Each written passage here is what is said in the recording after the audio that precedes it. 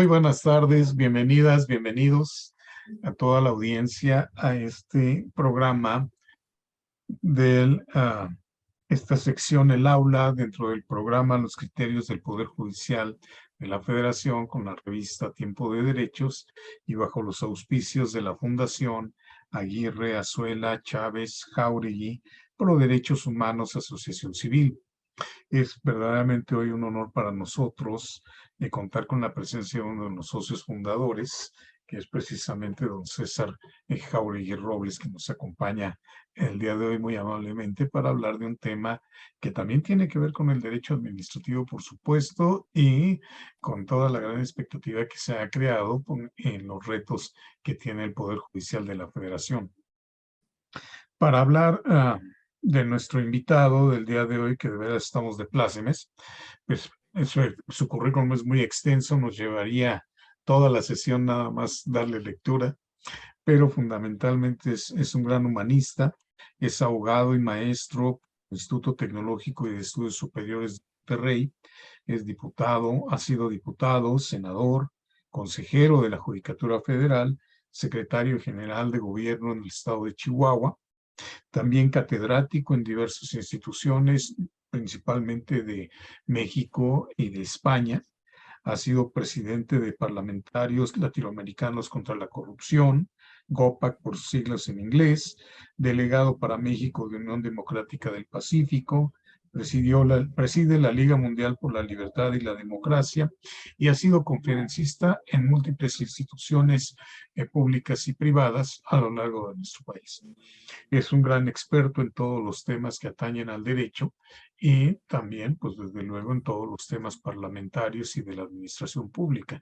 Así es que, pues recorre en su trayectoria todos estos ámbitos del sector público y además, pues los conoce a profundidad. Por esta razón, creo que es importante que una persona que hoy también se desempeña también desde la iniciativa privada y de nuevo en las lides que no puede abandonar, que son las del Parlamento, pues también sigue activo en esto y tiene ahora una visión también externa de lo que es el Poder Judicial de la Federación. Y por ello, pues, nos pareció muy interesante escuchar su opinión sobre estos temas, los retos del Poder Judicial de la Federación, rompiendo techos de cristal, porque hemos recibido en los primeros días del año, pues, esta gran noticia que crea una esperanza muy grande en cuanto al desarrollo en esta administración del Poder Judicial de la Federación, que tiene pues una gran importancia porque es uno de los poderes de la Unión. Por esa razón, pues invitamos y aceptó afortunadamente don César Jáuregui Robles la invitación para estar aquí con nosotros el día de hoy y le reiteramos nuestro agradecimiento. César, bienvenido, muchas gracias por aceptar esta invitación. Al contrario, magistrado, es un gran honor y la verdad muchas gracias por esas inmerecidas palabras. Saben que son muy sentidas. Además, don César y su servidor, pues coincidimos como consejeros de la Judicatura Federal.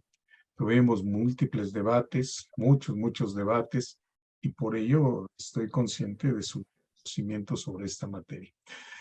Rompiendo techos de cristal, don César, ¿qué implica para la sociedad mexicana, qué implica para nuestro país el que ahora una mujer llegue al cargo de presidenta de la Suprema Corte de Justicia de la Nación? Hay el debate, ¿no? De si es presidenta o presidente, el cargo pues es presidente, lo normal, pero bueno, este avance de género también llega hasta estas estructuras idiomáticas del idioma y bueno, presidenta o presidente. ¿Qué implica para nosotros como sociedad, don César?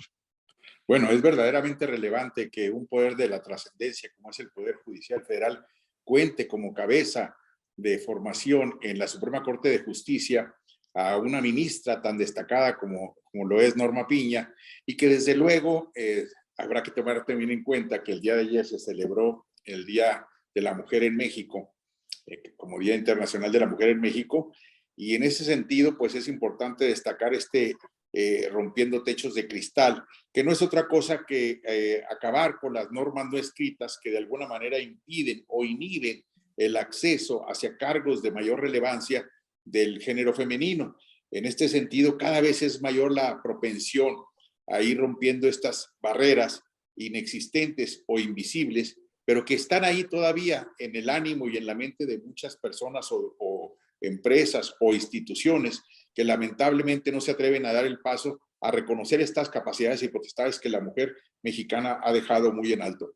Y yo creo que para la Suprema Corte de Justicia de la Nación es muy relevante y va a marcar un hito histórico, no solamente por ser la primera, sino porque fundamentalmente va a dejar constancia clara de las potestades y capacidades que tiene la mujer y que de alguna manera va a dejar en una huella y una impronta muy clara de definiciones y determinaciones lo que va a ser el derrotero del Poder Judicial en los próximos 4 años.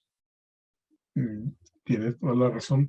A lo largo de estas administraciones, desde la reforma constitucional de 1995, en que adoptamos un periodo de cuatrienios para estas presidencias de la Suprema Corte de Justicia de la Nación y de presidencia del Poder Judicial de la Federación en su conjunto, pues hemos sufrido estos pues puntos positivos y negativos de los cambios de administración. Y cada nueva administración pues trata de reinventarse y de hacer su estilo personal de gobernar, pero también tienen pues muchas interrelaciones con otros poderes que ya están en curso, ya están armándose o se van armando en el camino. Pero es el vecino nuevo en la calle, el chico nuevo en la calle, la chica nueva en la calle. ¿Cómo ves estas relaciones que se han dado, estas aparentes polémicas que se han suscitado en estos pocos días entre el Poder Judicial y el Poder Ejecutivo? Bueno, no son nuevas. Desde siempre la construcción de un poder en sus alcances y en sus ámbitos siempre genera polémicas por el arrebato que se da de atribuciones y competencias en otras instancias. Desde que el rey delegaba en algunos personajes esta potestad divina, como así se consideraba, de señalar quiénes deberían de ser los jueces del reino, hasta la época en que se establece que en Inglaterra los varones del reino empiezan a tomar determinaciones restando facultades y algunas atribuciones, los jueces empiezan a labrar su propio camino a través de las resoluciones que emiten. Y en el caso de nuestro país, pues desde luego la visión que tuvo Morelos en aquel Congreso de Chilpancingo, en la Constitución de Anáhuac, fue muy clara, muy clarividente de lo que debería ser este Poder Judicial, y no solamente en la imaginación de lo que Montesquieu hubiera estado muy fascinado de la división de poderes, sino fundamentalmente en los alcances y los avances que debería ir teniendo conforme fueran avanzando las distintas actividades y las conductas y comportamientos humanos. Bien sabido es que cuando se reglamenta alguna actividad siempre es a posteriori. Así fue en su momento lo que fue la agricultura, la ganadería, el comercio, los ferrocarriles, los telégrafos, el correo, la electricidad, los alcoholes. Ahora hablamos de qué hablamos. Hablamos del medio ambiente, hablamos de la tecnología, hablamos de los medios digitales, de la información artificial, en fin, de situaciones todas ellas que el Poder Judicial está llamado a tomar determinaciones con mucha precisión, porque es el que puede aportar no solamente un rumbo y un derrotero que, respetando los derechos humanos de las personas, fije con claridad una búsqueda y una persecución del bien común. En los congresos, las cámaras de diputados y de senadores, por su tamaño, por su formación, por su falta de capacidades a veces, no quiero decir que falta de profesionalismo, porque hay gente muy capaz también en los órganos legislativos, pero no tienen la forma de manejarse con la celeridad o la prontitud o las resoluciones que puede emitir un poder judicial, y que desde luego son como mojoneras que en la vida pública se van formando por estas determinaciones que la Corte, en este caso de México o en otros casos le hemos visto a través de los tratados de la Corte Interamericana de Derechos Humanos, que se van estableciendo caminos y señalamientos que son rumbo y son guía para el país. Y enhorabuena que sea así, porque este Poder Judicial, que hoy en México, a principios del siglo pasado, tenía alguna connotación abigarrada con el presidencialismo y que desde luego estaba muy acompañada de determinaciones propias del poder, pues hoy en día empieza a mostrar signos de independencia que son muy importantes y relevantes y que se deben de mantener, porque de lo contrario estaremos siempre sujetos a retrocesos y a estiras y aflojas que no son sanos para la vida del Poder Judicial ni para México. Ujú. Sí, sí, sí, estoy muy de acuerdo contigo. Y venimos de una presidencia, digo, no la critico, ni critico las formas de gobernar, ni los estilos de cada quien, pero venimos de una presidencia muy propensa a la comunicación al estilo de los jóvenes, ¿no? En redes sociales, etcétera. Ahora pasamos a otro estilo muy distinto. ¿Qué te parece a ti que es lo adecuado? Porque pues hay voces que hablan que es un muy buen ejercicio comunicarse de esta manera, hay otras que dicen que no. Tenemos la vieja frase de que el juez solo debe hablar por sus sentencias. ¿Qué pasa en este escenario? ¿Cómo ves esta evolución? Bueno, si bien es cierto que los blasones de los juzgadores van evolucionando, si ya para algunos la toga, el birrete o el pedestal eran los escenarios que de alguna manera mostraban las formas en que este poder se evidenciaba, para algunos otros se empezó a considerar que los medios de comunicación son un canal adecuado y disfrazando de acciones de transparencia, lo que para mi parecer no es más que demagogia judicial, les ha dado por agarrar un protagonismo que es muy inútil para la causa del Poder Judicial, a mi parecer. En España se conoce como jueces superstar, aquel juzgador que se rige más que por la verdad o por la norma, por lo que dicen las líneas ágatas en los medios de comunicación o por lo que señalan los noticieros en la televisión. Y eso es muy pernicioso, porque ahí no hay garantía de lo que se va a encontrar en la verdad o el anclaje conveniente con lo que son los temas que son sometidos a su consideración con la realidad. Y en esa pérdida de la confianza, pues se va diluyendo realmente el conocimiento y la credibilidad del Poder Judicial. Eso sí, agarrando un gran protagonista, el propalador de este tipo de noticias, el propalador de este tipo de efectos, pero que no es sano para la construcción de un Poder Judicial verdaderamente autónomo e independiente, que realmente para algunos dicen, habla por sus sentencias. No, habla también por su rendición de cuentas, porque yo digo que no está reñida la transparencia ni la publicación de las sentencias, pero hay que tener muy en claro que lo que tiene que ver con el papel de propalar las ideas que uno considera que son más ideología que sustentos jurídicos o legales, eso viene a dar el traste con el papel de los juzgadores y desde luego un juzgador que tiene una presidencia o que es cabeza de un poder actuando de esa manera, pues denigra todo el poder lamentablemente, porque desde luego que se representa. Por eso yo me inclino más a la sobriedad, al profesionalismo, a la capacidad, a la sabiduría que muestran no pocos juzgadores en su formación y que desde luego dan la garantía de que el acceso a la justicia tiene esta sobriedad y este profesionalismo a la hora de que se emiten las resoluciones. Sí, concuerdo contigo porque el Poder Judicial pues es un poder de estabilidad. Es un poder que tiene que hacer de la prudencia su principal virtud, porque tiene que estar llamado a ser pues el árbitro entre los otros poderes, tiene que dilucidar estos conflictos entre los otros poderes. Si es la ministra Norma Piña en su propuesta que presentó para proponerse como candidata a este cargo, que esta independencia judicial es indispensable para resolver conflictos entre los poderes públicos, y yo concuerdo con ello. Creo que hay que guardar esta prudencia necesaria. Y bueno, pues el juego se llama no caer en el juego, ¿no? De las provocaciones, hay quienes quieren amarrar navajas en los medios, etcétera, y quieren estos reclamos, creo que se van a quedar esperando, porque el Poder Judicial, pues es un poder más sobrio, tiene que no adelantar juicios, no anticipar juicios, tiene que resolver con base en sus atribuciones, es un poder serio, porque pues así está diseñado y está diseñado para ese efecto. Aquí es un gran reto, desde luego, para cualquier persona que llega a este cargo, porque pues es un poder inmenso, es uno de los tres poderes de la Unión. Y aparte, pues tiene que lidiar y conducir, ser el fiel de la balanza en los conflictos que se dan, ya no solo entre poderes de la Unión, sino también entre órganos constitucionales autónomos. Y esto pues multiplica los escenarios de conflicto. Para dimensionarlo, pues hay que hablar de que tiene un presupuesto de más de 77,000 millones de pesos.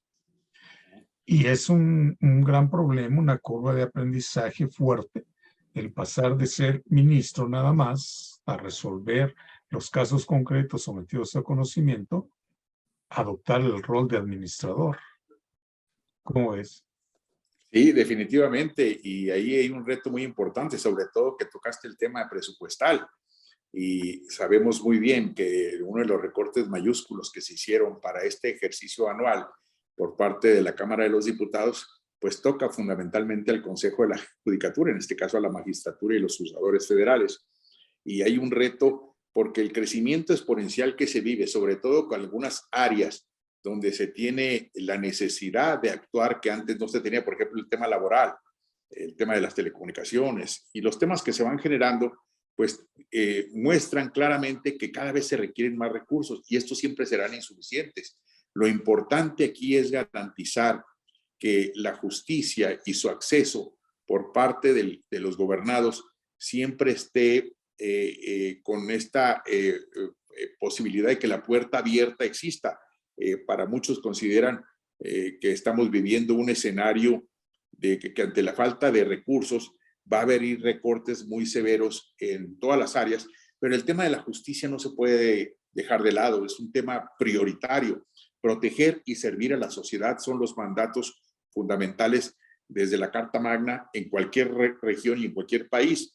Y en el caso de México tenemos buen referente en la forma en que se creó el tema de la justicia, sobre todo recordando aquel juez federalista, Alex Addison, que a principios de 1800, en el caso de los Estados Unidos, establecía cómo la democracia pura no existía, sino que debía de buscarse las formas que cuestan a veces para la impartición de justicia y cuestan porque se busca no generar un privilegio en esa independencia de los jugadores, sino garantizar este acceso a la justicia. Y para ello se requiere de conocimiento, de reflexión, de estudio y desde luego capacitación permanente en hombres que tengan las potestades y las capacidades de venir a resolver las situaciones de otros hombres y mujeres que están en una condición de conflicto. Esta litigiosidad requiere de un presupuesto adecuado. No quiero sostenerme solamente o centrarme solamente en el tema del presupuesto federal, porque las entidades federativas, ahí tenemos un problema todavía, creo yo, aún más grande, donde inclusive se generan situaciones muy lamentables porque están totalmente vinculadas al gobernante en turno los presupuestos. Y en ese sentido, yo sin ser partidario de las determinaciones de porcentajes anuales en favor de un poder, sí creo que deberían de buscarse las formas que garanticen recursos adecuados, materiales y humanos para llevar a cabo la tarea tan importante de impartición de justicia también en las entidades federativas, porque finalmente si no atendemos la causa esa en el problema en los órganos jurisdiccionales locales, finalmente todo repercute con un señalamiento de violaciones a derechos humanos en el Poder Judicial Federal y estamos generando una litigiosidad que no es buena ni es sana para ningún país. En el caso de México, es bien claro que tenemos en el órgano para la cooperación y el desarrollo económico una estadística muy negativa en cuanto a la forma de belicosidad que tenemos los mexicanos y que debemos de alguna manera tratar de abatir, ya sea con la conciliación, el arbitraje, pero también con educación y con recursos presupuestales. Es trascendental lo que has dicho y bueno, yo ya te lo había escuchado desde el Consejo de la Judicatura Federal, que siempre ha sido una de tus preocupaciones, esta diferencia, ¿no?, entre la justicia local y la justicia federal, como si los mexicanos tuviéramos dos justicias. Creo que decíamos y coincidíamos en esos temas de que la justicia tiene que ser una para todos los mexicanos y de la misma calidad, con independencia de los recursos. Por esta razón, creo que es muy fundamental lo que dices en cuanto a que deben de adoptarse estas políticas públicas que permitan hacer congruentes la justicia federal con las justicias locales. Veíamos el caso muy claro en aquellos tiempos de la construcción de la ciudad judicial en Zapopan, con la ciudad judicial local a un lado, ¿no? Y Claro. veíamos las terribles diferencias. Y es absurdo que tengamos defensorías públicas federales y defensorías públicas locales, o que tengamos bibliotecas de poderes judiciales locales y bibliotecas federales. O sea, creo que para el ciudadano debemos de borrar esas diferencias y hacer eficientes los sistemas, que cualquier persona, sea en justicia local o en justicia federal, pues tenga la posibilidad de acceder a todos estos medios. Y esto pues pasa por el diseño de políticas públicas, y yo creo que la Corte está llamada a encabezar toda esta gran cruzada para poder hacer congruente y consistente la justicia en todos los ámbitos públicos. Por esto creo que representa un gran reto. Y también en materia de formación de los funcionarios que han de impartir esta justicia, porque pues, no debe ser diferente la formación de un juzgador federal que la de uno local, o la formación de un defensor local con un defensor federal, o bien un ministerio, un integrante de una fiscalía. Y esto pasa sobre un tema también importante que es el de la Escuela Federal de Formación Judicial.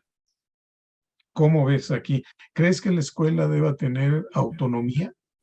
Debatíamos hace tiempo que Sí. por qué el Instituto de Defensoría Pública tiene su independencia en ley, pero no la tiene la Escuela Federal de Formación Judicial. ¿Qué opinas en este aspecto, César? No, definitivamente esa es una lucha que tú has causado y me parece que es muy propicio en este momento rescatarlo, sobre todo cuando hay una nueva integración en la escuela judicial y que con la llegada de la doctora Cortés, pues es muy saludable porque vienen ideas que refrescan y que de alguna manera vienen a acentuar la forma en que debe otorgarse la capacitación. Y yo creo que en el tema de la justicia es vital en nuestros juzgadores partir del punto de vista que tú acabas de comentar atinadamente. El ciudadano no debe distinguir fronteras. Lamentablemente las competencias se han establecido para dificultar estos accesos a la justicia, cuando la labor, la tarea de un gobierno, de una administración, de un congreso, de un poder judicial, es precisamente el servir a los demás. Bien lo decía la ministra Piña en su discurso del 5 de febrero, tan dejado de lado por una imagen que realmente no tiene caso ni siquiera comentarlo, pero fundamentalmente en sus palabras dejó muy en claro que la independencia es un privilegio, no es un privilegio, perdón, decía, no es un privilegio, sino realmente es una garantía para generar unas condiciones de imparcialidad, de objetividad y de acceso a la justicia que los mexicanos requieren. Y hablaba en su diagnóstico de situaciones muy lamentables donde todavía hay una deuda histórica con grupos rezagados muy considerables, mujeres, infantes, discapacitados, personas con alguna minusvalía, pobreza, comunidades indígenas, en fin, una consideración respecto de los cuales es necesario generar políticas públicas que en ocasiones vienen a ser una suplencia muy importante, y la principal suplencia pues debe ser la facilitación de llegar a la justicia y no a través de teorías y de cuerpos normativos que dificultan ese acceso. Una de las cosas que la escuela judicial, a mi parecer, debería reafirmar es, y lo voy a decir con claro, alguien que ha estado en la formación de leyes pareciera ser una incongruencia, pero no lo es. Creo que antes de hablar de la legislación tenemos que hablar del sentido común, que se ha dejado de lado. Nos hemos ido por el formalismo, incluyendo los jueces. Por ahí algún gran autor, que no recuerdo en este momento su nombre, llegó a decir que no merece llamarse juez aquel que, teniendo la solución al alcance de su mano, es capaz de tergiversar la realidad, dándole a través de alambicadas teorías jurídicas un cambio constante a la realidad. Y ese esquema del formalismo, de la teoría, a veces no nos permite ver lo que es muy sencillo. Y hay cosas y consideraciones que estamos viendo que llegan, por ejemplo, hoy a la Suprema Corte de Justicia de la Nación, y no alcanzamos a comprender cómo no se le consiguen los 8 votos para declarar que es inconstitucional, algo que hasta el ciudadano común y corriente, por no decir que un estudiante de primer año de Derecho, lo observa, porque es de sentido común. Sin embargo, con los eufemismos jurídicos y los formalismos y la abigarrada normatividad que tenemos, pues permiten a veces torcer esta realidad y no permiten al país avanzar como uno quisiera, con legislación de avanzada y con normas que nos hagan a los mexicanos más unidos y más cercanos. Hoy el reto en la escuela judicial sí está en generar estas condiciones de autonomía y de presupuestal también, que le permitan tener un catálogo de avance donde tengamos juzgadores que hagan vigente los postulados que en el 2011 se establecieron en los conceptos de derechos humanos tan importantes en nuestro artículo primero, pero ya en beneficio de los gobernados, no del gobernante o de las autoridades que los utilizan a su antojo o que sirven, como también lo dijo muy bien la ministra Norma Piña, para hacer grandes discursos de oratoria, pero que realmente quedan en el olvido con el paso del tiempo. Sí, coincido plenamente contigo y creo que uno de los retos muy importantes que debe tener la escuela, y como tú dices también, me siento muy esperanzado de la llegada de la doctora Cortés a la escuela. Creo que uno de los retos es recuperar esta vocación de servicio, porque me parece que se ha dejado un poco de lado en aras de atender otros problemas. Creo que se ha dejado un poco de lado el tema de la vocación. Y si es preocupante y tenemos que ser autocríticos, no tenemos que reconocer también nuestros errores, ¿no? Ser autocríticos y ver, por ejemplo, que cuando observas que es más difícil que te admitan una demanda que llegar al final a una sentencia, dices, algo está pasando.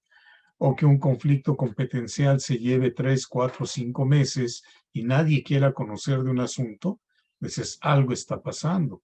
O cuando se ven a los solicitantes, a los justiciables, cuando se les ve como alguien que te trae un problema y no alguien que requiere una solución, pues entonces creo que estamos perdiendo algo de vocación. Tú conoces muy bien, pues, la parte interna del Poder Judicial de la Federación, pero ahora también, y bueno, desde antes, por supuesto, conocías el otro lado del escritorio. ¿Cómo ves ahora el Poder Judicial de la Federación en este tema?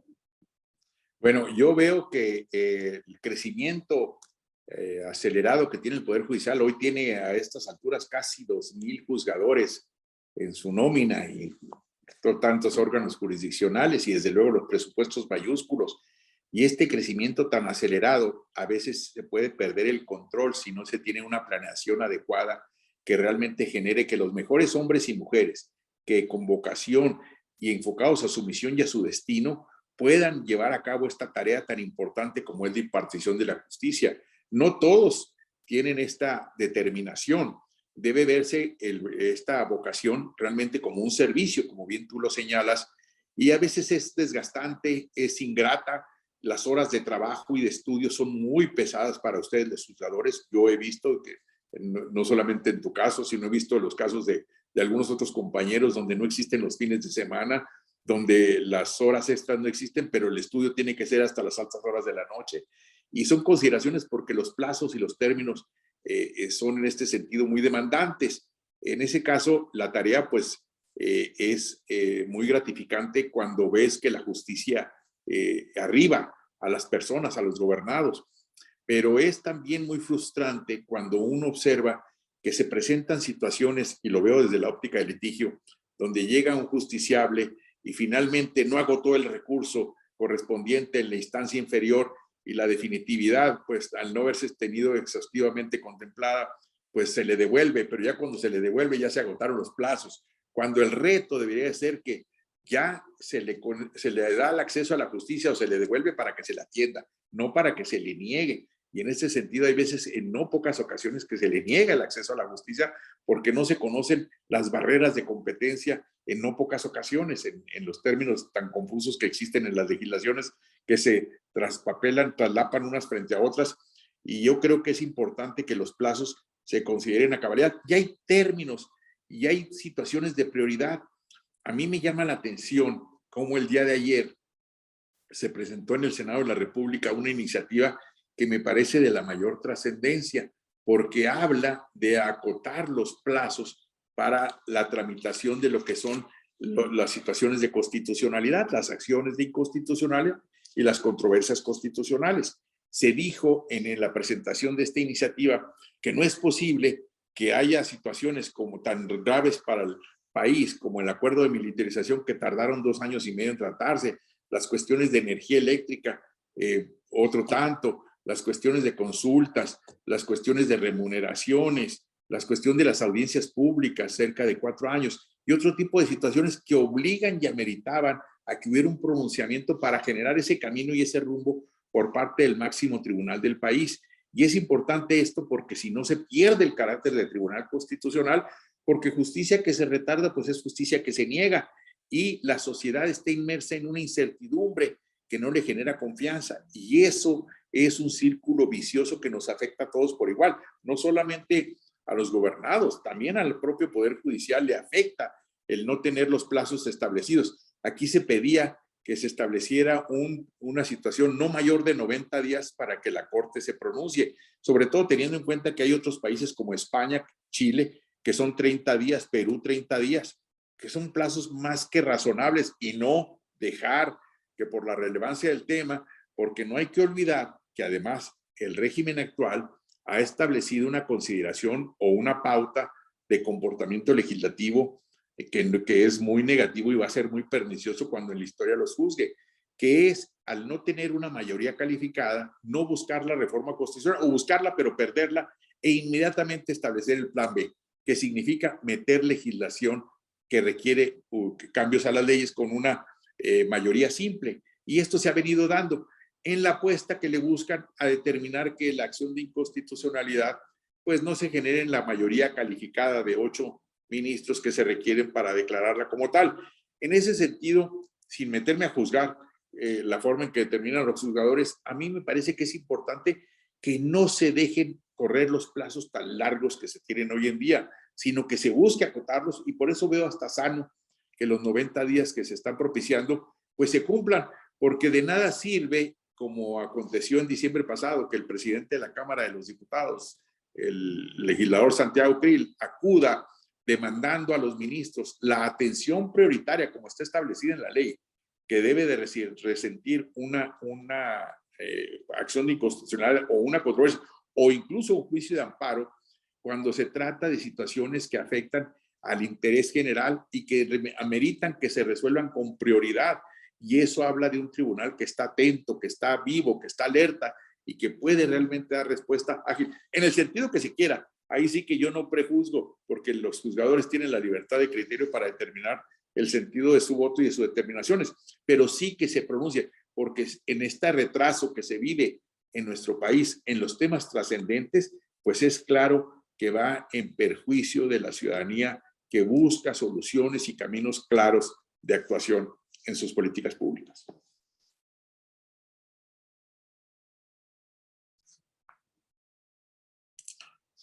No se escucha, perdón. Por micrófono. Allá. Discúlpenme, lo apagué porque tenía ruido ambiental. Digo que es una problemática muy importante la que planteas, pero además se complica porque son dos escenarios. Uno, lo que es la justicia a nivel de Tribunal Constitucional, a nivel de nuestra Suprema Corte, y otra, lo que es la justicia a nivel de juzgados de distrito, tribunales colegiados, etcétera. Y en las dos se produce el mismo fenómeno. Es decir, esta dilación pues, obedece mucho al incremento del índice de litigiosidad. Decíamos, ¿cómo es posible que si tengo un determinado número de asuntos en un cierto circuito, si aumento el número de tribunales, resulta que todos los tribunales quedan ahogados de trabajo?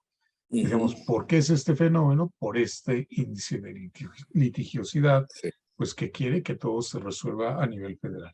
Por eso creo que es la necesidad de que la Corte encabece, ahora sí, una auténtica reforma judicial.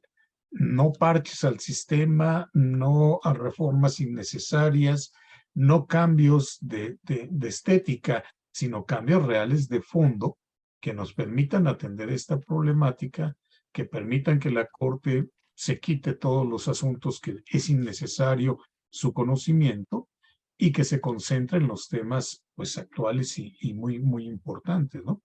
Y sí, pues es un gran reclamo de la sociedad y con justa razón estos términos tan largos que se llevan las resoluciones de los asuntos, pero parte de un problema también general de este incremento y de que si no atendemos desde la base, desde la justicia local, tener un sistema de carrera judicial que nos permita generar confianza en las personas de esos estados que acuden al ámbito local, pues siempre vamos a tener esta problemática a nivel federal y ahora ya nos está alcanzando.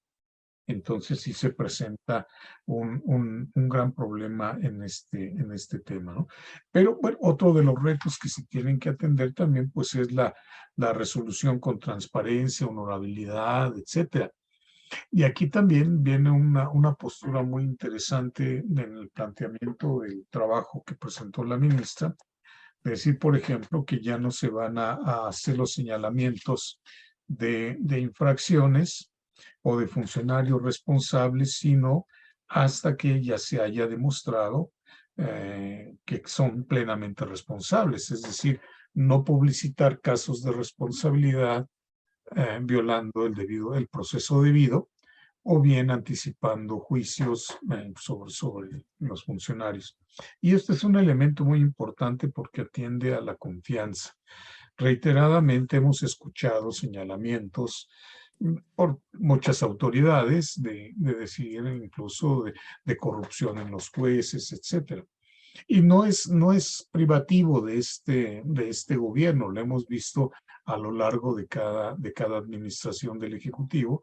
Hay estos señalamientos, siempre hay el debate con la Fiscalía, antes con ministerios públicos, de decir quién es el que hizo mal el trabajo y por qué se liberó a esta persona, ¿no? Entonces siempre ha habido este debate. Hay una necesidad muy grande, creo yo, de informar bien a la sociedad cuáles son los medios de control que tienen los juzgadores respecto de su actuación. Porque en alguna ocasión tú recordarás que querían que a los jueces se les aplicara el polígrafo. Y Sí, decíamos, a ver, esto es absurdo, ¿no?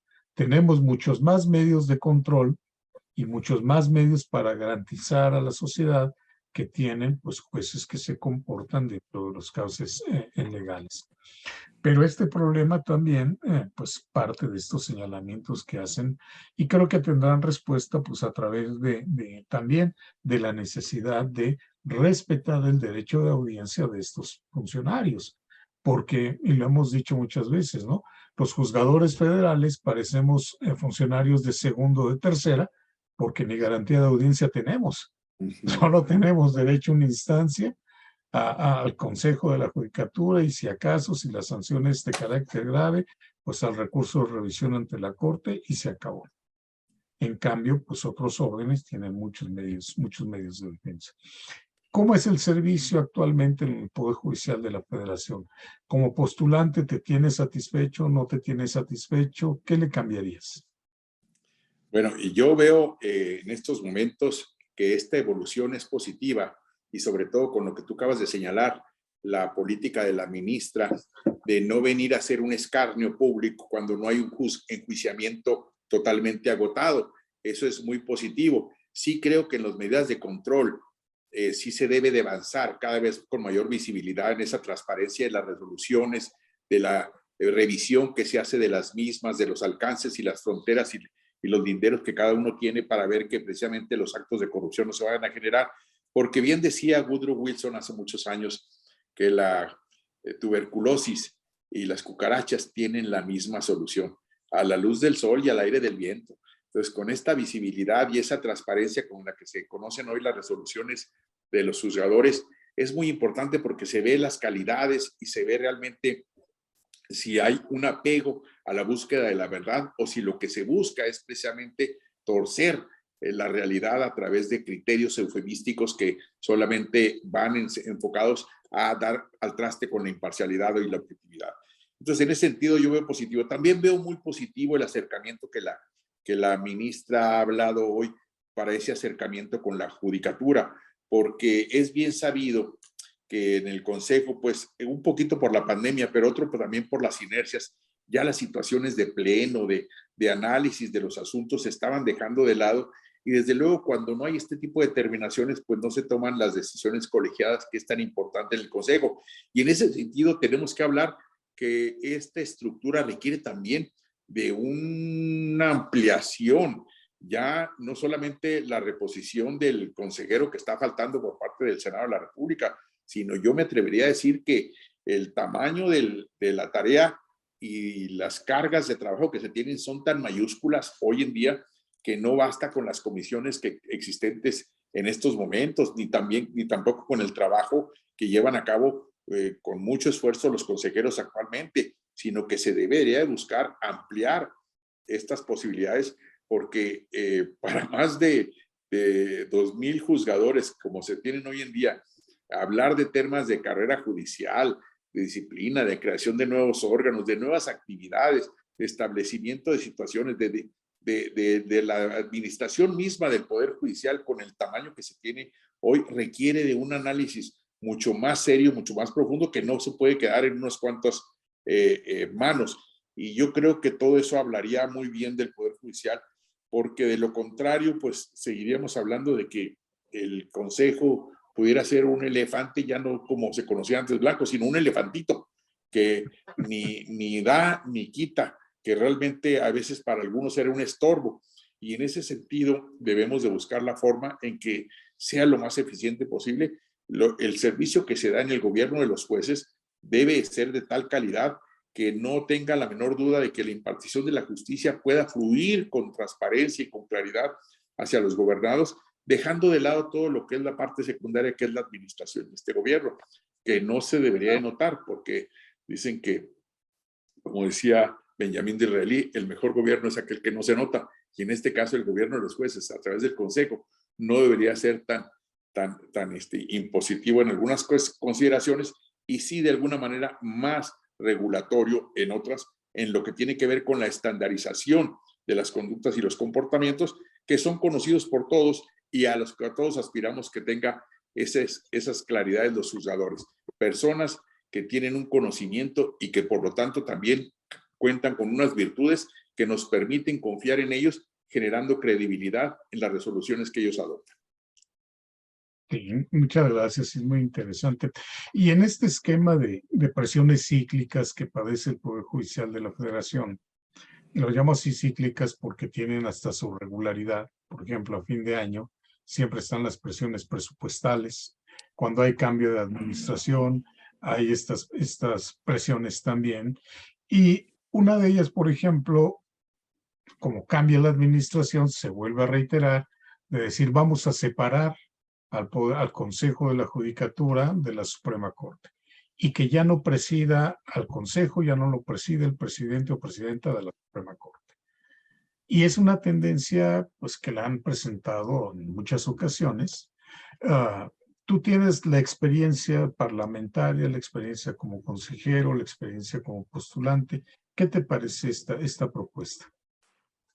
Bueno, es una propuesta añeja, por cierto. Desde que se creó el Consejo, se vio la posibilidad de que no tuviera ya la mayor injerencia la Suprema Corte de Justicia de la Nación, habiéndole restado estas atribuciones a la sala correspondiente.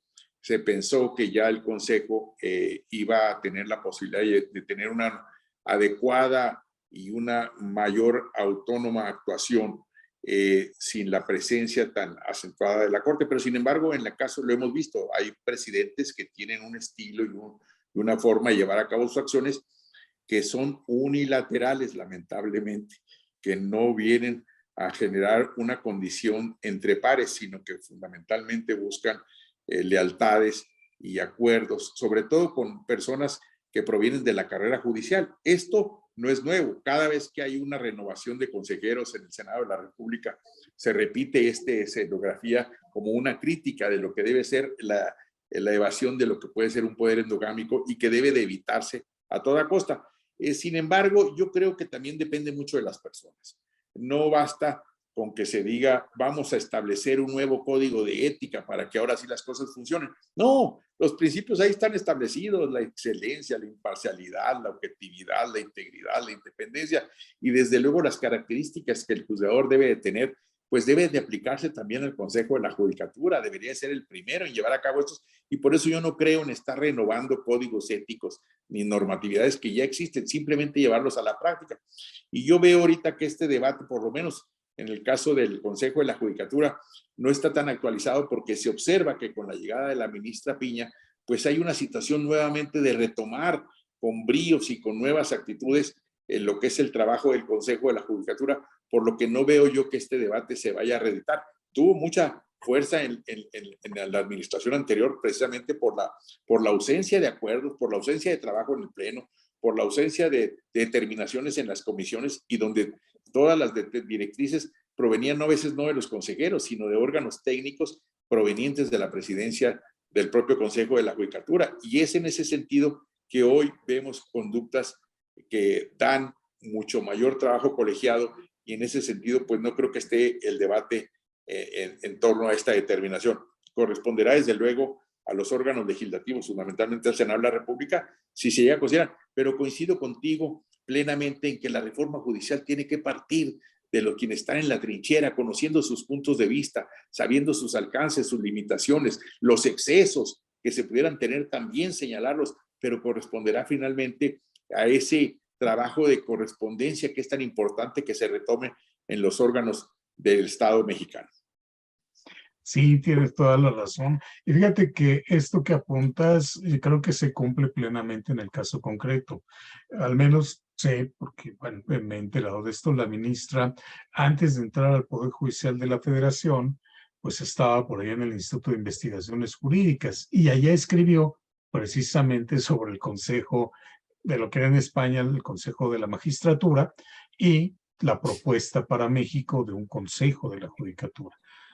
¿Quién le iba a decir que a la vuelta de los años iba a terminar presidiéndolo, ¿no? Pero bueno, esto es importante porque le permite ella y conoce cuáles son los orígenes de esta institución y creo yo también, como tú, que no sería nada prudente hacer esta separación porque pues es el puente de unión entre ambas instituciones, es el presidente o presidenta de la Corte y del Consejo. Y como tú lo dices muy bien, es cuestión más que nada de personas, de cómo se lleva a cabo, cómo se ejecuta, cómo se es este puente entre estas dos instituciones, o si no se quiere ser un puente entre instituciones.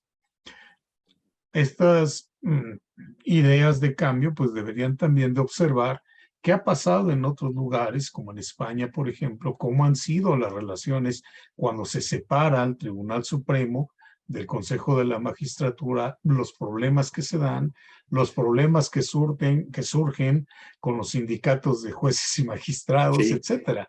sí. Cosa que aquí pues no ha sido necesario porque hay se llegan a construir estos acuerdos y entonces creo yo que no sería necesario. Yo lo digo de una manera muy lacónica, muy coloquial, que sería indebido porque crearemos una familia disfuncional o un sándwich incompleto, ¿no? Porque pues una tapa del sándwich pues lo es el Consejo, otra tapa lo es la Suprema Corte y el jamoncito del medio pues son los jueces y magistrados, porque están ahí. Y los jueces dependemos administrativamente para administración, vigilancia, disciplina, etcétera, etcétera, del Consejo de la Judicatura. Pero en lo jurisdiccional dependemos de las resoluciones de la Suprema Corte. Entonces, separar estos, creo yo que sería inconveniente o por lo menos que habría que reflexionarlo con mucho cuidado, ¿no? Sí. Son muchos los temas que se tendrían que abordar para ver toda estos retos que afronta ahora este Poder Judicial de la Federación con estos cambios, con la llegada de la ministra.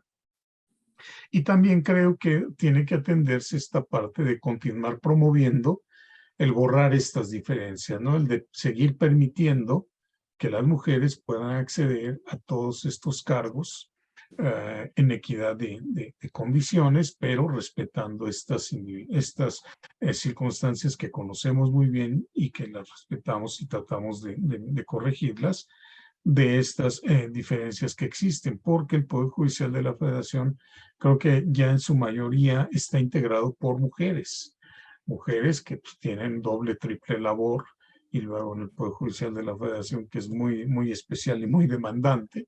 Creo que tenemos que continuar con estos ejercicios de promover eh, rebasar y romper estos techos de cristal para permitirles continuar participando y accediendo a los cargos de mayor responsabilidad en esto.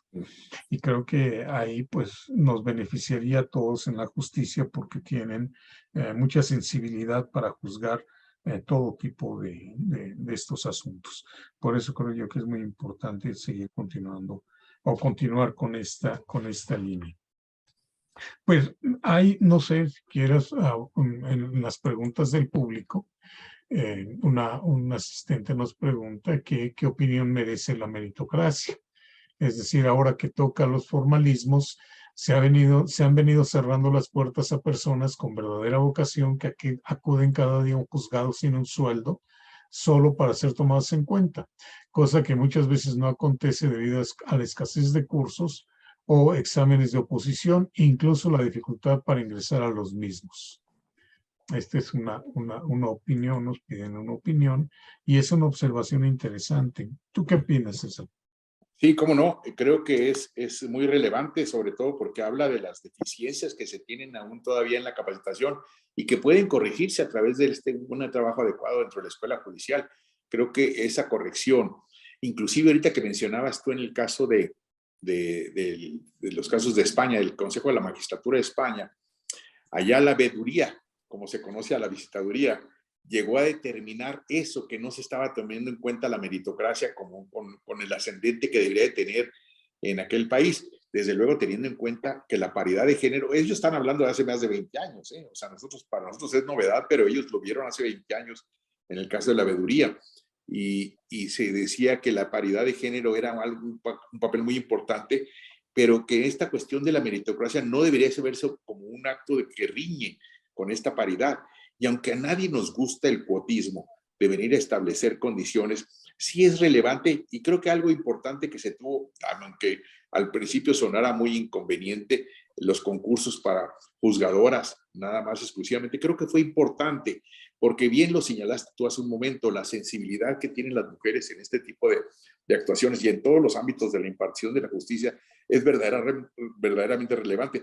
Yo pude tener contacto con esa sensibilidad no en la óptica desde el Consejo de la Judicatura, sino fundamentalmente que cuando tuve el papel o el rol de senador de la República, cuando acudían aquellas mujeres como Margarita Luna Ramos con unas grandes capacidades y que ya tuvo un papel trascendente en la Suprema Corte de Justicia de la Nación, cuando yo planteaba algunos casos de cómo resolverían y veía sus formas tan diferentes a veces en lo que uno tenía para pensar, porque aportaban esa sensibilidad que desde luego es relevante y que se tiene que recoger a la hora de juzgar y que desde luego ya hoy se agradece, habiendo transcurrido los 15 años de su mandato, es importante destacar todas las obras y resoluciones que adoptaron con ese criterio.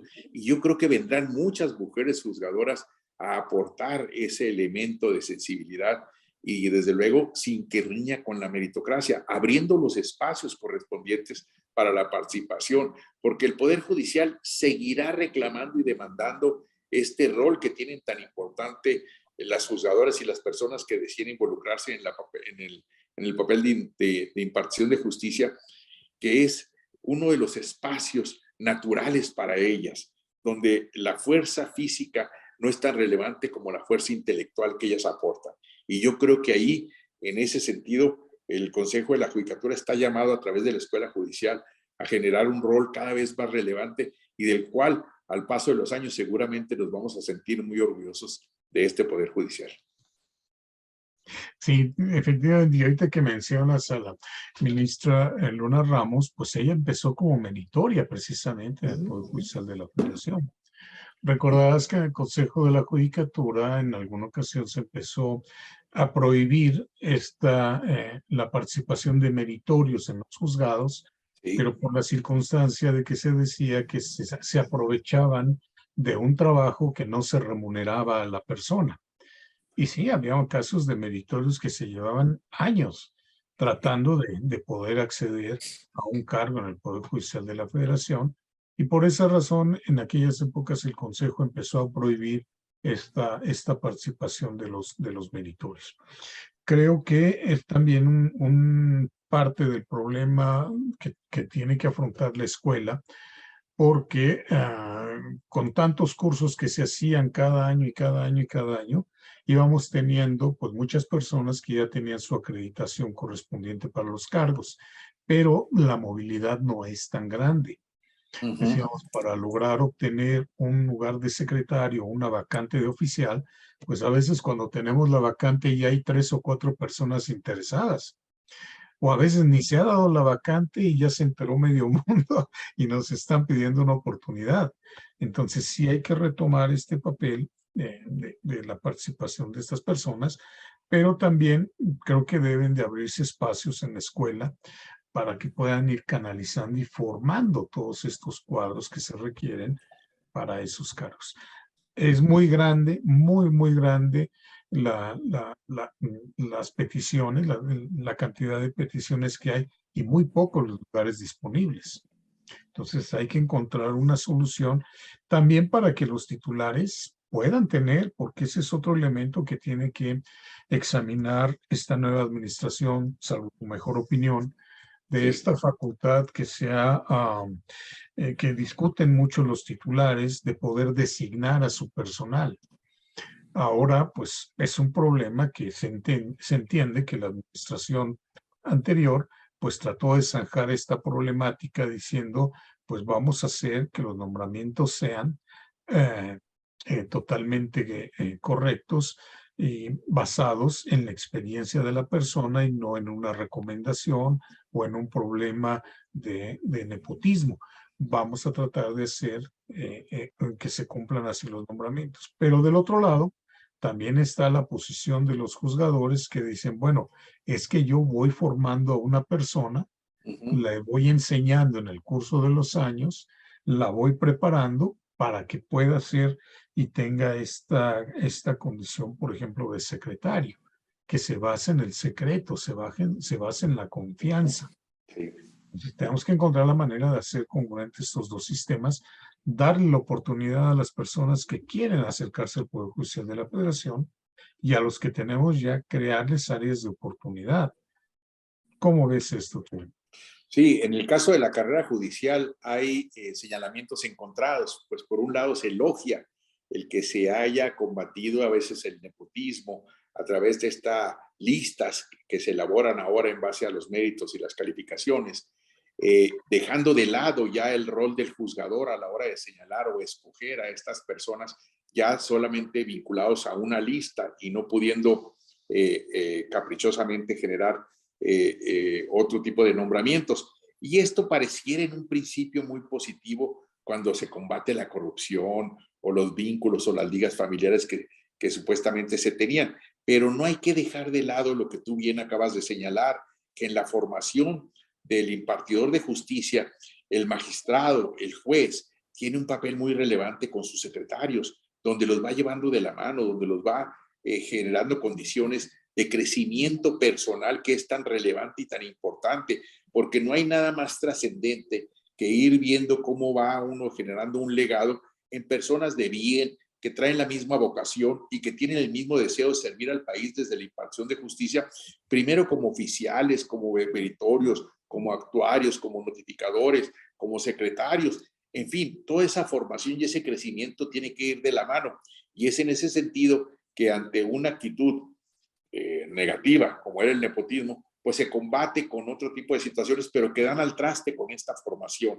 Y a mí me parece que deberíamos de buscar el equilibrio correspondiente, porque no es suficiente que se tenga la aptitud en el caso del juzgador, también es relevante la actitud. Y si no, recuérdese aquel libro tan famoso de Jorge Malek, donde se establecía la cuestionante, ¿puede una mala persona ser un buen juez? Y cómo llegar a los equilibrios correspondientes en lo que es la vida privada, la vida pública, en lo que es las resoluciones y lo que es la expresión hablada. En fin, consideraciones todas ellas que hablan del balance tan importante que tiene que tener esta consideración de la carrera judicial en la impartición de justicia. Y totalmente de acuerdo contigo, César. Pues yo estoy con muchas esperanzas. Creo que podemos retomar mucho de lo que es la esencia del Poder Judicial de la Federación, retomar y seguir y continuar con lo positivo que se ha hecho y continuar adelante, ¿no? Creo que es muy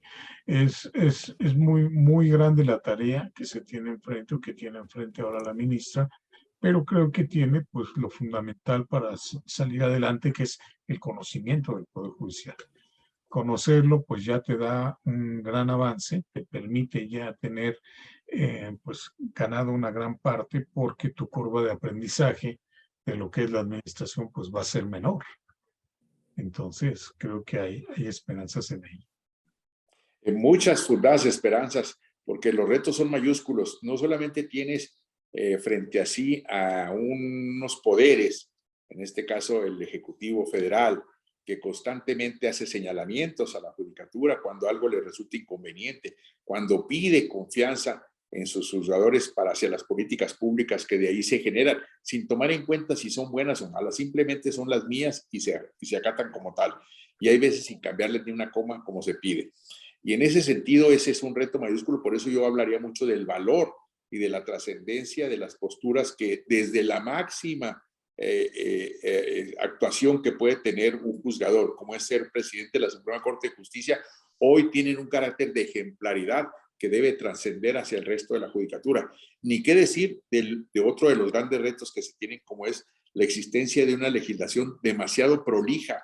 Yo estoy viendo cómo se generan en estos momentos algunos cambios o modificaciones legales, pero verdaderamente profusos, que desde luego no hay ciudadanía ni juzgador que alcance a interpretar con acuciosidad lo que se está generando. Y es en este sentido un reto pues muy importante esta legislación que se está propiciando, que desde luego en no pocas ocasiones no tiene asidero, porque son derechos que no van complementados con las consecuencias que se generan a través de estos derechos o los mecanismos que los van a hacer posibles. Y por lo tanto, hablan de que la interpretación tiene que ser muy equilibrada para no echarlos en saco roto estos derechos, pero tampoco no generar situaciones que van a dar al traste con el caos económico que se puede tener por acotar, por ejemplo, una norma que vi por ahí que tenía que ver con lo que da reconocimiento universal a derechos que pueden tener solamente los pensionados, por ejemplo. Y bueno, siendo muy progresistas, pues se puede considerar que es muy valiosa una norma en ese sentido de alguien que nunca en su vida ha generado una contribución de la pensión correspondiente, pero que a la hora de hacerlos efectivos, no solamente con una persona, sino con el universo de personas que viven en la informalidad, pues vienen a dar al traste con las finanzas públicas que no alcanzan para cubrir lo suficiente a cada una de estas personas. Entonces tiene que ser un equilibrio y un balance de la interpretación. La hermenéutica hoy en día va a tener un papel muy importante, porque esta legislación pues va a obligar a que el árbitro no solamente sea el árbitro, sino sea un generador del derecho. Y en este caso el Poder Judicial está llamado, y yo saludo que así lo sea, a tener la última palabra, la última instancia, la que genere los diques y las mojoneras hacia dónde se va a conducir el país, independientemente de las voluntades políticas que hoy en día están a la orden del día en todos los ámbitos. Muchísimas gracias, César. Sí, coincido contigo. El Poder Judicial de la Federación tiene su fortaleza en sus virtudes, y creo que podrá sortear todas estas tempestades sin mayor problema. ¿No va a ser fácil? No, creo que hay elementos inmateriales para hacerlo. Pues yo te quiero agradecer muchísimo estos conceptos que has vertido, estas aportaciones, estos señalamientos, porque reitero, tú conoces muy bien las entrañas de este monstruo y conoces también del otro lado del escritorio. Así es que no sé si tenemos algunas preguntas del público. Si quieren, Dice, gracias César, por favor. en lo que se anima el público, yo como público también me gustaría hacerles unas preguntas. Muchísimas gracias por tan interesante plática. La verdad es muy importante que la gente también conozca la función del Poder Judicial y su relevancia en nuestra vida pública. Y justo por ahí iría mi primera pregunta. Es fantástico lo que dice don César Jauregui en cuanto a que el Poder Judicial habla no solo a través de sus sentencias, sino de la rendición de cuentas. Yo me preguntaría, en un sistema o un esquema político donde la democracia empieza a desvirtuarse y a convertirse quizás en demagogia, el Poder Judicial no quedaría expuesto o no queda expuesto si no hace frente a través de una rendición de cuentas, pero pública, a los señalamientos que tiene. Por ejemplo, yo recuerdo muy bien en una plática con algunos amigos que justo cuando había mayor debate acalorado respecto del Poder Judicial, decían, no, es que los jueces son corruptos, los jueces ganan mucho dinero, los jueces esto. Y justo se había dado un caso muy controversial en mi estado, donde el Poder Ejecutivo estaba tratando de cubrir un error que se había cometido con unos médicos. Y fue justo un amparo de un juez federal el que salvó a este médico. Y pues yo lo que comentaba en esa plática era, esos de los que están hablando son los que se acaban de proteger los derechos, no solo de este, sino de tu gremio. Entonces, caray, cambia la perspectiva, ¿no? Entonces, ¿no será necesario cuando existe ataque público que esta rendición de cuentas también sea hacia el público? Sería una pregunta que tengo.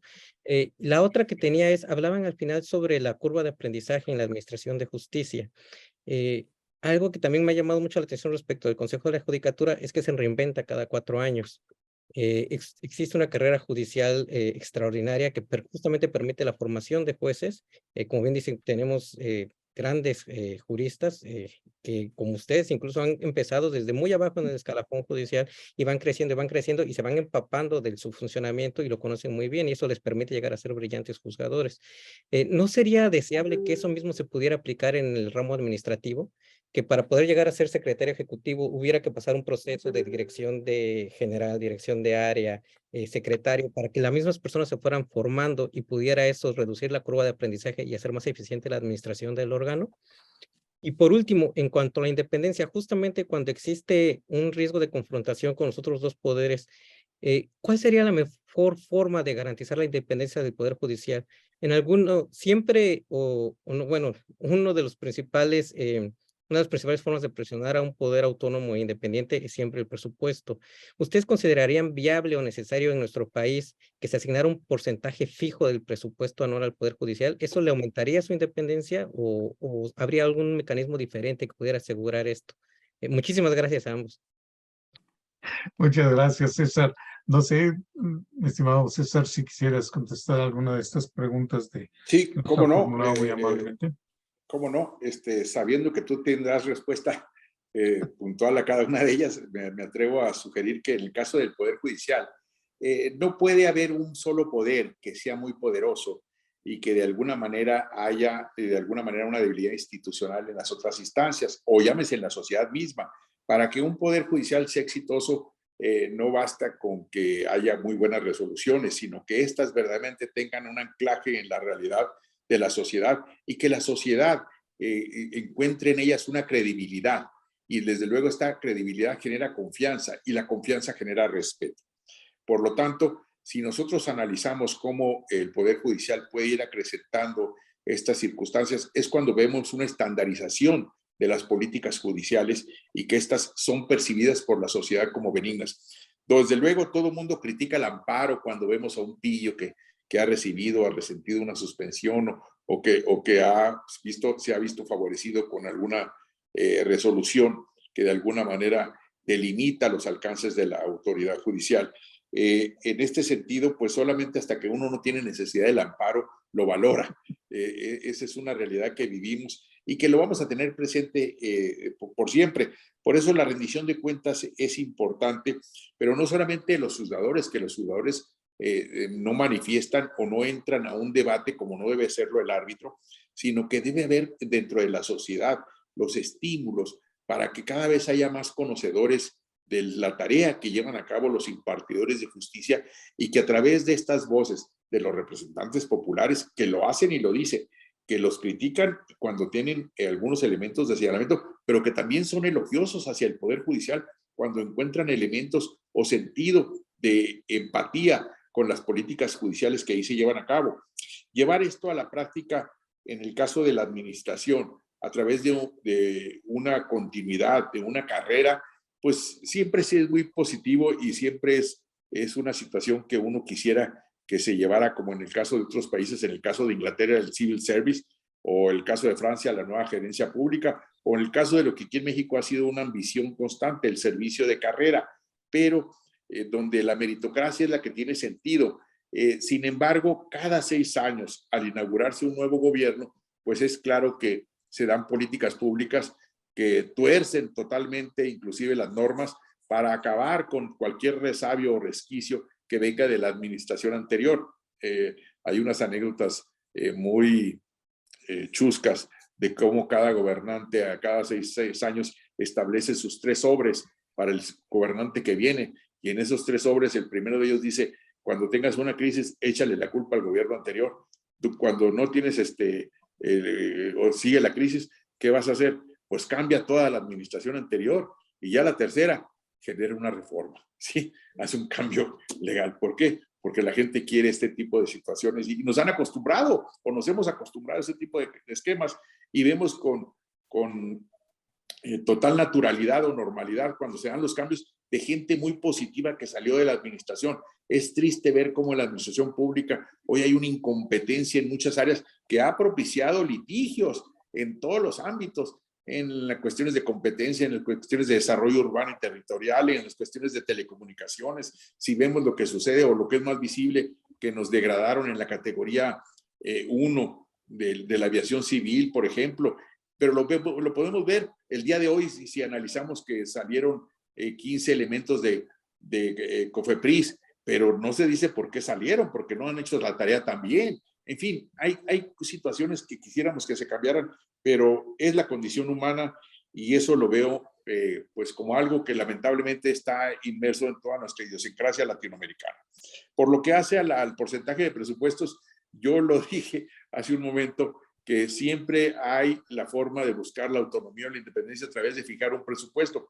Muy lejos estamos, porque no hay de ningún partido político y en ninguna de las cámaras la intencionalidad de generar un porcentaje fijo para el Poder Judicial y generar sus mejores condiciones de independencia, porque también pudiera verse que en el transcurso del ejercicio se pudieran ver situaciones de reclamo o de exigencia mayor, como por ejemplo que pasen situaciones de actividad laboral o de juntas de conciliación al reconocimiento o a la órbita o a la panza del Poder Judicial Federal, generando condiciones novedosas, o que haya situaciones de menor ejercicio o de necesidades por algún temblor, algún sismo, que vengan a generar situaciones de recortes. En fin, todo este tipo de cosas siempre van a estar en el ámbito de la discusión. Yo no tengo un criterio sobre este establecimiento del porcentaje, lo dije anteriormente, porque veo que la necesidad a veces es más apremiante, pero no debemos de buscar que en el porcentaje que se busque se vaya en detrimento de la independencia judicial. Yo creo que el reto es siempre buscar que se generen las condiciones propicias y adecuadas para que el Poder Judicial siga siendo un poder de avanzada, de criterio, y que sea como la última instancia la forma en que tengamos los mexicanos de darnos una democracia verdaderamente sólida y certera para nuestro país. No, excelente. Mira, yo te diría en estos temas, les comentaría, por ejemplo, en rendición de cuentas, el Poder Judicial de la Federación es el único de los 3 poderes de la Unión verdaderamente supervisado y controlado. Nunca se ha sabido de que a un legislador, a un presidente de la República, se le haya llevado un procedimiento de responsabilidad por su desempeño. A los jueces y magistrados sí. Los jueces y magistrados tienen que rendir declaraciones patrimoniales, declaraciones de relaciones familiares y personales, además. Están sujetos a todo este tipo de visitas regularmente. Al año tienen que recibir 2 visitas de inspección y tienen que acreditar que han hecho su trabajo y cómo lo han hecho. Y además, también cuando el personal entra al Poder Judicial de la Federación, pues suscribes tu nombramiento, y con tu nombramiento estás autorizando para que los órganos de control puedan tener acceso y revisar las cuentas, por ejemplo, bancarias, de inversión, etcétera, no solo del servidor público, sino también la de sus familiares. Está sujeto a una infinidad de procesos de rendición de cuentas, a un proceso de ratificación que a los 6 años va a analizar, pues con mucha acuciosidad, qué hiciste y qué no hiciste. si realizaste estudios, si te preparaste, cuáles fueron los resultados de tus visitas, si has tenido problemas, si has tenido quejas, si eres acosador, si no eres acosador, etcétera. Entonces, los jueces y magistrados tenemos estos controles que la verdad falta conocimiento sobre ellos, falta que se divulgue más, que sí hay todos estos medios de control, pero hay que entender también que el juez tiene una función de decir, si llega una persona pidiendo un amparo, pidiendo una suspensión provisional, el juez tiene que partir de la base de que viene diciéndole la verdad, porque la demanda de amparo se hace bajo protesta de decir verdad. Y el juez tiene que garantizar que el proceso sea debido. Entonces tiene que tomar sus decisiones. Muchas veces la prensa confunde una suspensión provisional ya con un amparo de fondo. No es lo mismo. Falta comunicación en ese aspecto. Carrera administrativa, sí, es una asignatura pendiente. Cada persona que llega a la presidencia es una de sus propuestas, pero hasta la fecha sigue siendo una asignatura pendiente. Y yo creo que la independencia está garantizada. Y en cuanto al porcentaje fijo, yo era un ferviente convencido de que sí debíamos de tener. Y casi se logró en alguna ocasión tener el 2% del presupuesto. Hoy día, digo, ojalá que no lo den. ¿Por qué? Porque no tenemos el conocimiento pleno. Por esa ausencia de carrera administrativa, no sabemos gastar.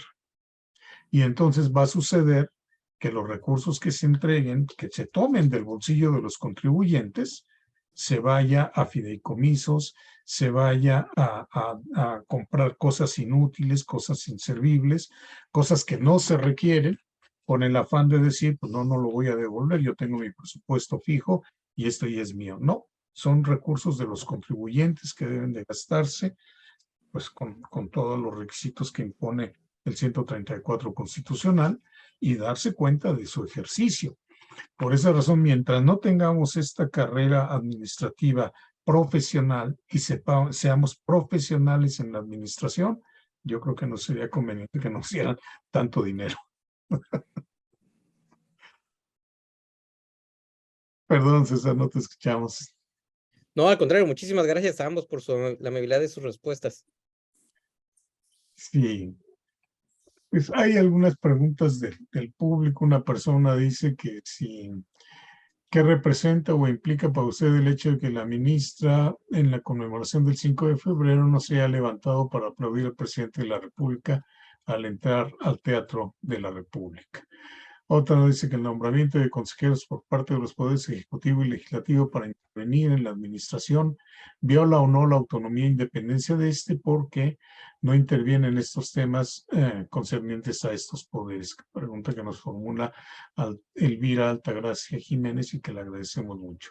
¿Cree que el Poder Judicial de la Federación es un referente nacional en la lucha contra los techos de cristal? Pues César, no sé si quisieras dar respuesta a alguna de Sí, como no, estos. con mucha rapidez. ¿Qué representa la actuación de la ministra? Yo, en el caso del quedarse sentada, no tengo ningún comentario. Me parece que fue su discurso de tal manera elocuente y tan enriquecedor que eso es lo que merece ser reseñado por el 5 de febrero. El nombramiento de los consejeros por parte de otros órganos, como el Ejecutivo y el Legislativo, en el caso del Senado de la República, no violenta, por el contrario, creo que es una correspondencia y habla de evitar las situaciones de la visión única o la visión solamente de una óptica en el Poder Judicial. Y finalmente, yo creo que sí, el Poder Judicial Federal es un pionero y es un valladar que se tiene precisamente en esta situación de romper los techos de cristal. Y eso es muy positivo. Yo coincido plenamente. Creo que no es necesario polemizar en estos temas de si se levantó o no se levantó. Para mí, pues una dama, cuando entra un caballero, no tiene necesidad de ponerse de pie, según las buenas costumbres y la educación, las normas de educación. Sí se puso de pie cuando se rindieron los homenajes a la investidura al presidente de la República. Pero ese es el tema de amarrar navajas, en el que creo que no debemos de caer. Creo que no es importante. Sí, esto hay que reconocerlo también, parte de la labor tan grande que hizo la presidencia anterior, pues fue romper muchos techos de cristal y estar en esta línea que nos parece pues muy positiva y que creo que tendrá continuidad. Y por lo demás, yo creo, y miren, les voy a decir algo, Cuando yo estaba aspirando al Consejo de la Judicatura Federal, por ahí estamos hablando de 2009, yo pensaba igual que era una intromisión que los otros poderes designaran también consejeros. Tuve la fortuna de conocer consejeros tan profesionales como César Jáuregui, que fue precisamente externo. Y esto fue para mí todo un aprendizaje porque me demostró que no es necesario que estos cuerpos estén integrados solamente por jueces y magistrados. Es más, no es conveniente. Y sí, hay que aprovechar estas luces, estos conocimientos y todo lo que nos aportan también personas que nos pueden ver desde fuera del Poder Judicial y aportar muchas cosas. Creo que así es una mecánica muy positiva. Y un ejemplo, pues muy claro, aquí lo tenemos presente y le agradecemos pues todo el tiempo que nos ha dedicado, don César. Al contrario. Pues creo que ya hemos abusado mucho de su tiempo, de tu tiempo, César. No, Hablo a veces de tú, a veces de usted, le hablo de tú por lo regular. Sí. Y quiero pues agradecer tu participación y pues a nombre de la Fundación, del aula, de la revista Tiempo de Derechos y del Instituto de Ciencia Jurídica, que queremos ofrecerte este reconocimiento por esta excelente participación, esta excelente charla que nos has dado y la verdad estamos de plácemes por ello y pues lo suscribe el doctor Rafael Estrada Mitchell, pues quien es el director general. César Jáuregui Robles, muchísimas gracias. Muchas gracias a los tres. Muchas gracias a usted, ha sido espléndido escucharlo, don César. Un placer, Rafael, gracias. Y pues muchísimas gracias a toda la audiencia, les agradecemos su paciencia, su atención y pues nos veremos aquí en la próxima. Muchas gracias. Muchísimas Hasta gracias. Luego, Max. Tenga muy buenas Gracias noches. y buenas noches. Buenas noches, hasta luego. Hasta luego, buenas noches.